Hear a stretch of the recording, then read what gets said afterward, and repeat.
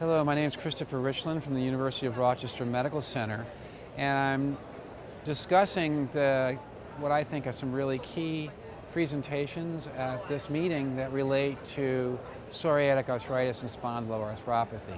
And there are several that I think are very important.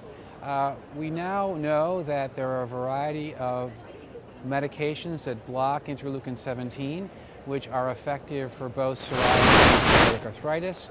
And one of those that's recently been tested in a phase 3 trial is ixekizumab, and data was presented regarding the effectiveness and safety of that drug in psoriatic arthritis.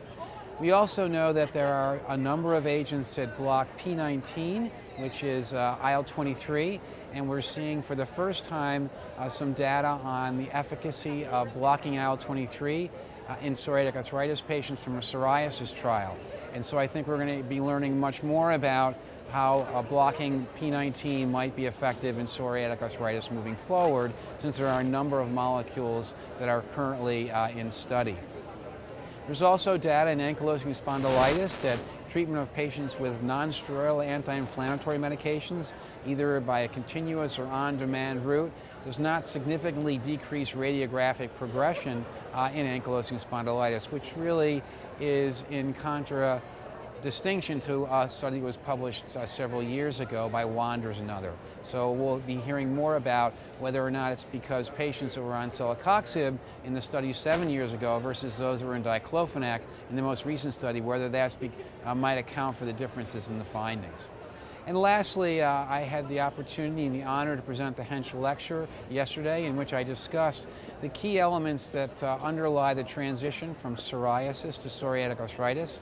And there are now a number of different cell populations, including Th17 cells, CD8 positive cells that release IL-17, as well as innate lymphocytes, which have been identified to be increased in the synovial fluid of patients with psoriatic arthritis, and may be very critical in the transition steps between psoriasis and psoriatic arthritis.